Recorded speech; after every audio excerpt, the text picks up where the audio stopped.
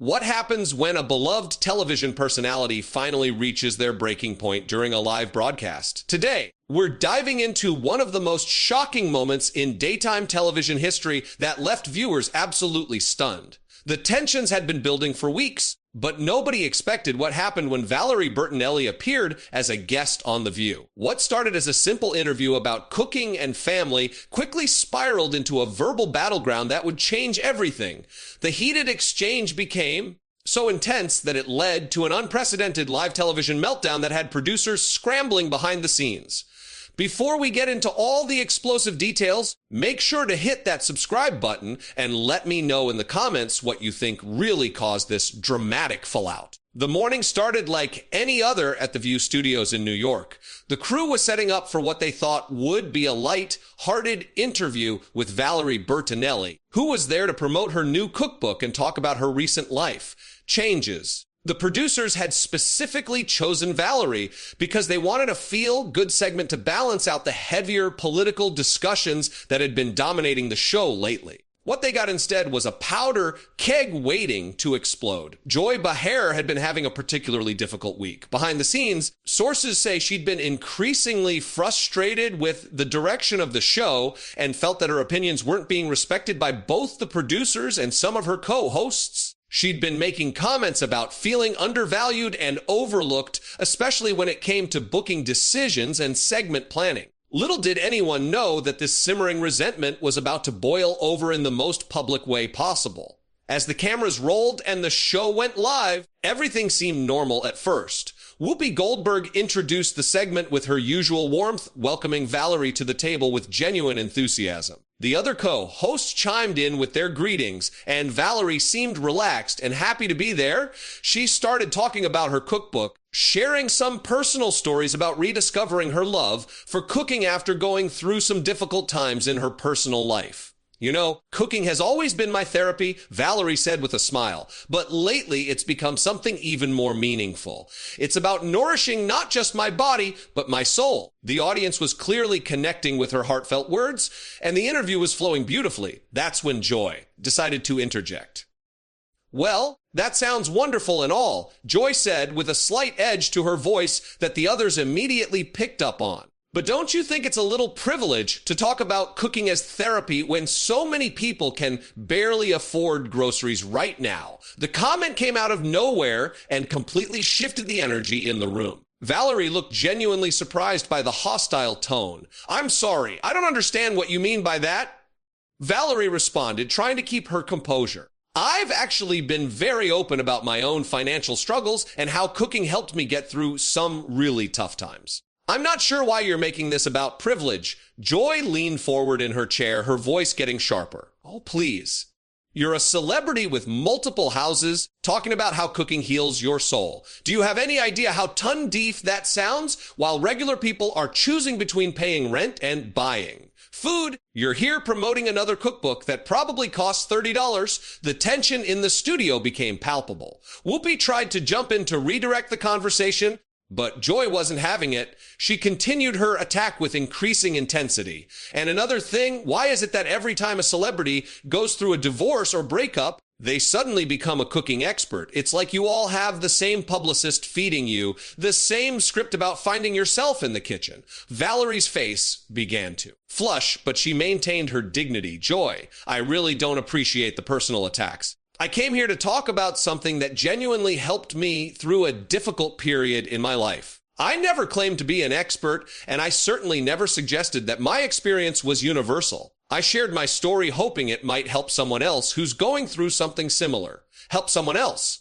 Joy scoffed, rolling her eyes dramatically. "The only thing you're helping is your bank account. This whole reinventing yourself through cooking thing is just another celebrity cash grab. And frankly, I'm tired of pretending otherwise." The other co-hosts were now exchanging worried glances, clearly uncomfortable with how aggressive Joy was being toward their guest.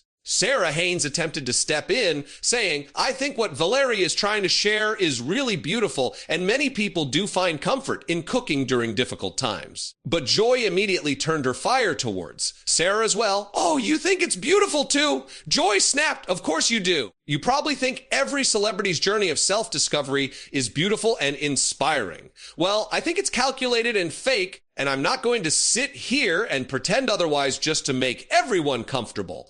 The audience was now completely silent, sensing that something was going very wrong. Valerie took a deep breath and tried one more time to diffuse the situation. "Joy, I honestly don't know what I've done to upset you, but this feels very personal. If you have an issue with me specifically, maybe we should discuss it privately rather than attacking me on live television." That comment seemed to push Joy over the edge. She slammed her hand down on the table, causing everyone to jump. Personal? You want to know what's personal? What's personal is watching this show turn into a celebrity therapy session where we're supposed to nod along and praise every has-been actor who writes a cookbook. What's personal is being told I need to be nicer to guests who are clearly just here to sell their products. Whoopi finally had enough and tried to take control. Joy: "I think we need to take a breath here and remember that we have a guest." But Joy was beyond reasoning at this point. She stood up from her chair, her face red with anger, and pointed directly at Valerie. "Don't lecture me about taking a breath, Whoopi. I've been taking breaths for years while watching this show lose its edge and turn into some kind of celebrity love fest. Well, I'm done taking breaths, and I'm done pretending that every C-list celebrity who stumbles onto this stage deserves our respect just because they wrote a book about finding themselves." Valerie finally stood up as well, her own patience completely exhausted. "That's enough. I don't know what your problem is, but I'm not going to sit here and let you disrespect me like this. I came here as a guest, and you're treating me like I personally wronged you somehow." Joy laughed bitterly. "Wronged me? Honey, you couldn't wrong me if you tried. You're not important enough to wrong me. You're just another aging actress desperately trying to stay relevant by writing cookbooks and talking about your feelings. It's pathetic, and what's even more pathetic is that we're supposed to pretend it's inspiring." The insult hung in the air like a toxic cloud. Valerie's eyes filled with tears, but she refused to back down. "You know what's really pathetic? Joy. A woman your age bullying someone on live television because you're clearly miserable with your own life. I feel sorry for you." Those words hit Joy like a physical blow. Her face went from red to almost purple, and for a moment she seemed completely speechless. The studio fell into an eerie silence as everyone waited to see how she would respond. When she finally spoke, her voice was low and dangerous. "Barely controlled rage seething beneath the surface. Miserable with my own life." Joy repeated slowly, her eyes locked on Valerie. "You think I'm miserable? Let me tell you what miserable looks like, sweetheart. Miserable is being a washed-up actress who peaked in the 80s and now has to write cookbooks to pay the bills. Miserable is having to reinvent yourself every few years because nobody remembers why they cared about you in the first place." Valerie shook her head in disbelief. "This is unbelievable. I've never experienced anything like this in 20 years of doing interviews. What is wrong with you?" "No, what's wrong with me?" Joy's voice was rising again. All pretense of professionalism completely abandoned. "What's wrong is that I've been doing television longer than you've been relevant, and I have to sit here and listen to your sob story about finding yourself through cooking like it's some kind of profound revelation. What's wrong is that this show used to have standards." Whoopi stood up from her chair, clearly trying to regain control of the situation. "Joy, that's enough. We need to go to commercial right now." But Joy spun around to face Whoopi, her anger now directed at her longtime colleague. "Don't you dare tell me that's enough, Whoopi. You've been letting this show turn into a joke for years, booking these nobody guests and expecting us to treat them like they matter."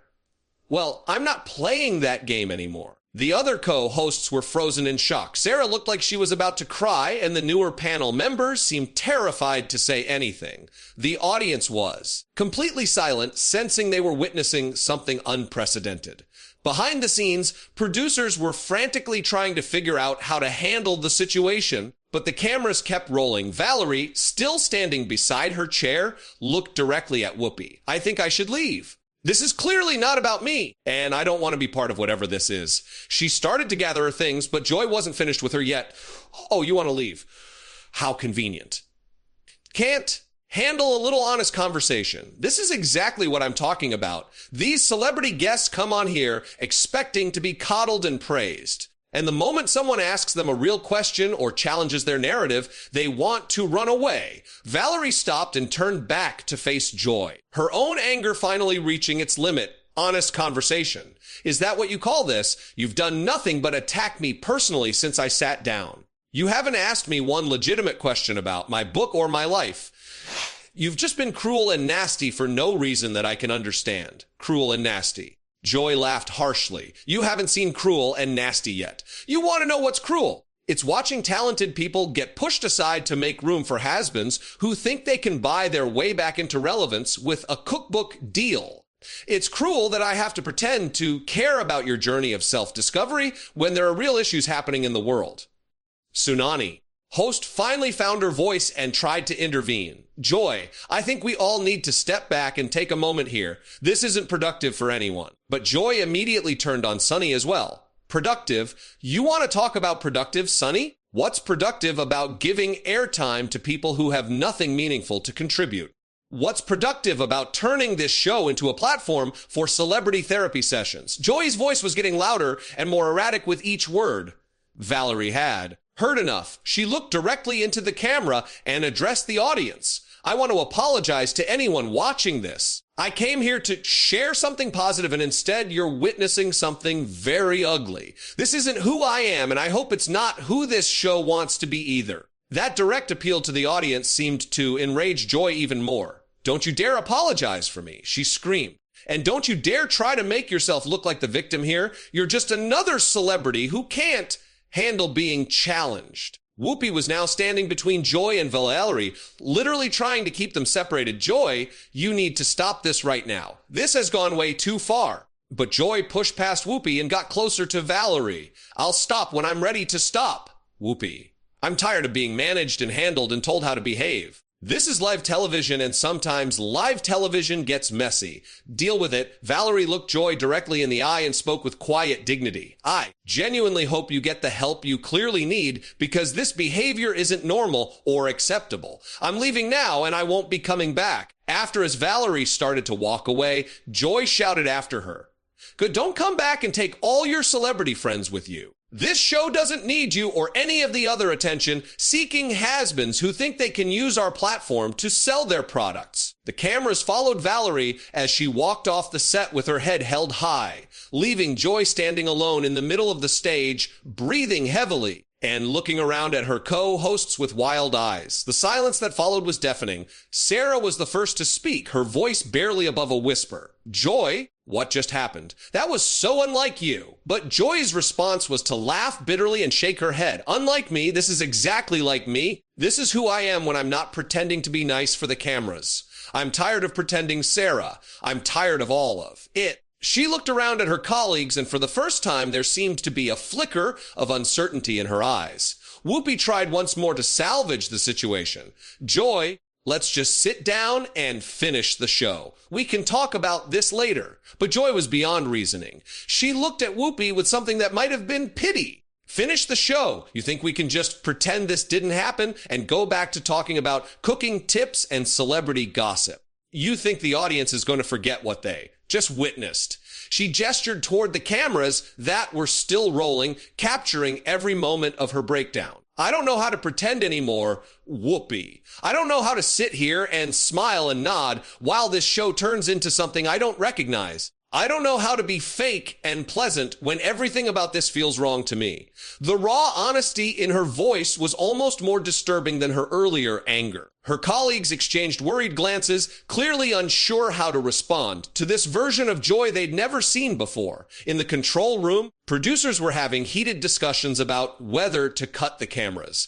But the train wreck was so compelling that they couldn't bring themselves to stop filming. Joy looked out at the audience, many of whom were staring at her with expressions of shock and confusion. You all came here expecting your usual dose of celebrity fluff and morning show banter, didn't you? Well, congratulations. You got a real show today? You got to. See what happens when someone finally tells the truth instead of playing the game. She turned back to her co-hosts who were all still standing uncertainly around the table. And you all know I'm right. You know this show has lost its way. You know we've become a joke, but you're too scared to admit it because you don't want to rock the boat. The accusation hung in the air like a challenge. Tsunami host was the first to respond, her legal training kicking in as she tried to de-escalate the situation.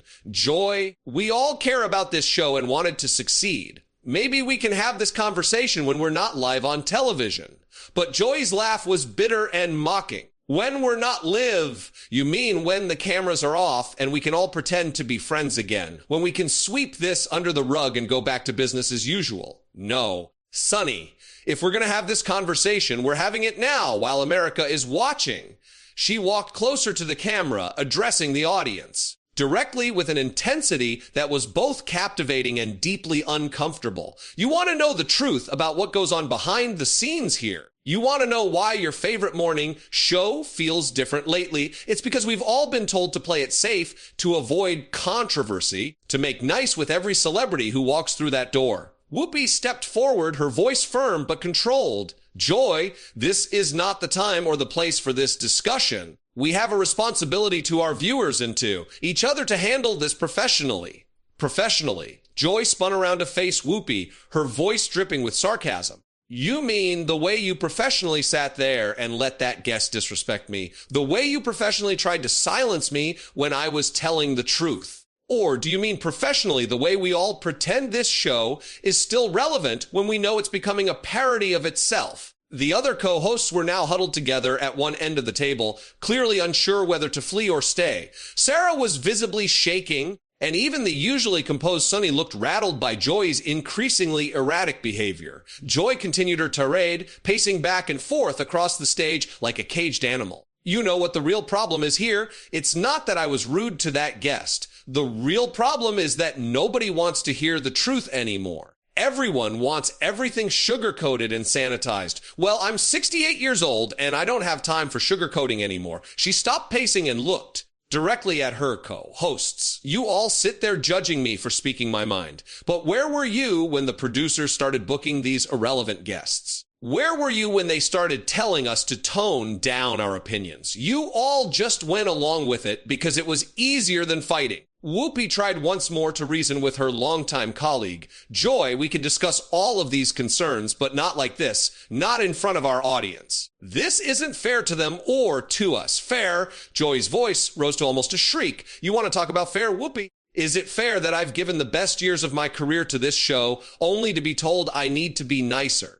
Is it fair that we have to pretend every celebrity cookbook is a masterpiece? Is it fair that we can't have real conversations anymore because someone might get their feelings hurt? The studio audience was completely silent now. Many people looking genuinely frightened by what they were witnessing. Some were taking out their phones, recording what was clearly going to become one of the most talked about moments in television history. Joy noticed the phones and pointed at them accusingly. Go ahead. Record this. Post it everywhere. Let the world see what happens when someone finally tells the truth on live television. Let them see what happens when someone refuses to play the game anymore. She turned back to the camera, her face flushed and her breathing labored. You know what? I'm done. I'm done with this show. I'm done with these fake conversations and I'm done pretending to be someone I'm not for the sake of ratings. The declaration sent shockwaves through the studio. Even the crew members who had been trying to stay invisible were now staring in disbelief. This wasn't just a meltdown anymore. This was a resignation happening live on national television. Whoopi stood up quickly. Joy, let's take a step back. You don't mean that. You're upset, and rightfully so. But let's not make any decisions we can't take back. But Joy was already untying her microphone, her hands shaking with anger or adrenaline or both. I absolutely mean it, Whoopi. I've never meant anything more in my life. I'm tired of being told to smile and be pleasant while this show turns into everything I never wanted it to become. She pulled the microphone pack from her waistband and set it down on the table with deliberate ceremony. I've been doing television for longer than some of you have been alive. And I've never been more disgusted with what it's become. The fake friendships, the manufactured controversy, the celebrity worship, all of it makes me sick. Sarah found her voice finally, though it was trembling. Joy, please don't do this.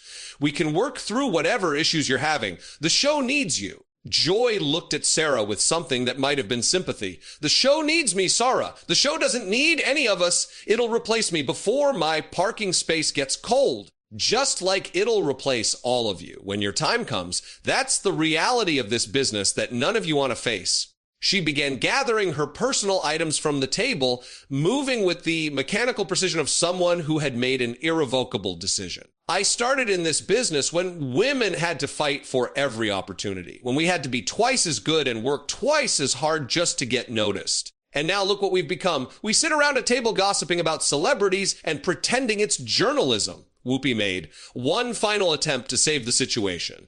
Joy, I'm begging you, don't end it like this. Don't let one bad day destroy everything you've built here. Joy stopped what she was doing and looked at Whoopi with genuine sadness in her eyes. One bad day, Whoopi. This isn't one bad day. This is years of frustration finally boiling over. This is me finally admitting that I don't belong here anymore. And maybe I never did. She picked up her purse and walked toward the edge of the stage, then turned back one last time to face the cameras. To anyone watching this who thinks I've lost my mind, you're probably right. I've lost my mind trying to fit into a world that doesn't make sense anymore. I've lost my mind trying to be polite when I wanted to be honest. I've lost my mind pretending that celebrity culture isn't toxic and that morning television isn't contributing to the dumbing down of America. The studio was so quiet, you could hear the hum of the cameras. Joy looked around at her former colleagues one last time, and when she spoke again, her voice was calmer, but filled with finality. I wish you all the best. I really do. But I can't be part of this anymore. I can't sit at that table and pretend that what we do here matters when it so clearly doesn't. I can't smile and nod while guests like that woman come on here to sell their products disguised as inspiration. With that, she walked off the stage, leaving her stunned co-host staring after her. The cameras kept rolling, capturing every second of the aftermath. Whoopi eventually found her voice and tried to address the audience. We're going to take a quick break and we'll be right back, she said, though her voice lacked its usual confidence. But Joy's voice could be heard from offstage, apparently addressing the producers. Don't you dare follow me with those cameras. I'm done being your content. Find someone else to humiliate for ratings. The show eventually cut to commercial, but the damage was done in the span of 30 minutes. One of daytime television's most established personalities had completely destroyed her career in the most public way possible. The internet exploded immediately with clips of Joy's meltdown going viral within hours. Back in the studio, the remaining co-hosts sat in stunned silence during the commercial break, none of them quite sure how to process what they had just experienced. The guest who had started it all was long gone, but her impact on the show would be felt for years to come. When they returned from commercial, Whoopi did her best to salvage the remainder of the show, but everyone could tell that something fundamental had shifted. The View would continue, but it would never be the same after witnessing one of its own implode so spectacularly on live television. That's a wrap on one of the most shocking moments in television history. What do you think really pushed Joy over the edge? Was it years of built-up frustration, or was there something deeper going on behind the scenes? Let me know your thoughts in the comments below.